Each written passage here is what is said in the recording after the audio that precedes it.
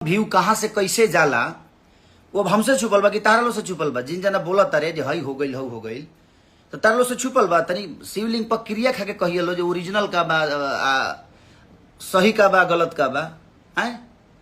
तो please request बा, हम अपना भैया से कहो कि भैया तनी कुछ चमन वो साथे बा लोग के समझाई ना। तो हम अपना लइकन के बोल देब ना तो फिर ओकरा बाद दोसर स्थिति होखे लगी, फिर शुरू हो जाई ड्रामा। तो ड्रामा मत करो लो बाबू, न तो जानते रहो हमारे बारे में तो जानते रहो कि हमारा केहू नहीं बोली। तो जय भीम नमो विधायक दोस्तों, फ्रेंड्स न्यू वीडियो ऑप्शन आ चुके हैं। वीडियो में बन रहा है, वीडियो पूरा लास्ट तक देखिए। जी हाँ दोस्तों, ट्रेंडिंग स्टार कालाना और खेसारी लाल यादव के एक गाना आया था। जी हाँ दोस्तों, मार दम डोली में गोली।